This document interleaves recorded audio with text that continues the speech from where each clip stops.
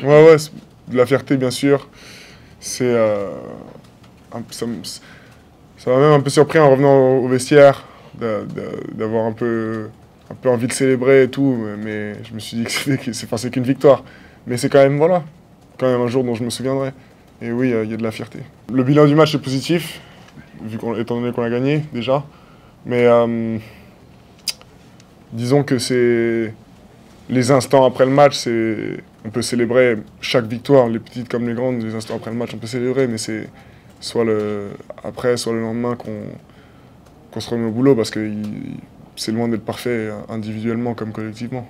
Toute ma vie, perso, j'ai préféré les fins de match parce que je me sens mieux, mais c'est aussi un axe d'amélioration voilà, de pouvoir apporter à l'équipe dès le début pour moi.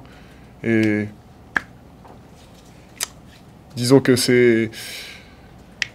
il faut à tout prix pousser l'équipe vers le haut, quoi. Je peux pas me permettre de montrer un mauvais visage si je veux aider cette équipe à gagner. Moi, c'est victoire d'envie.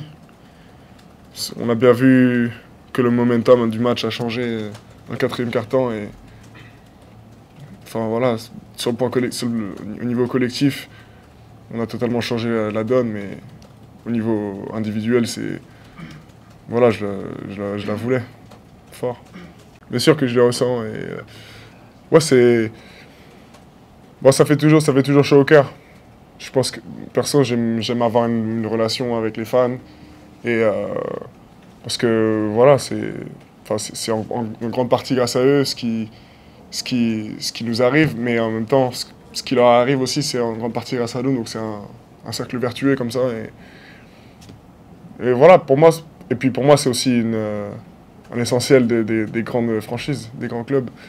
Ils ont toujours une fanbase puissante et voilà. Mais surtout celle des Spurs, c'est une des meilleures, enfin c'est la meilleure en NBA et puis je veux dire, elle est très, comment dire, très positive envers ses joueurs depuis toujours.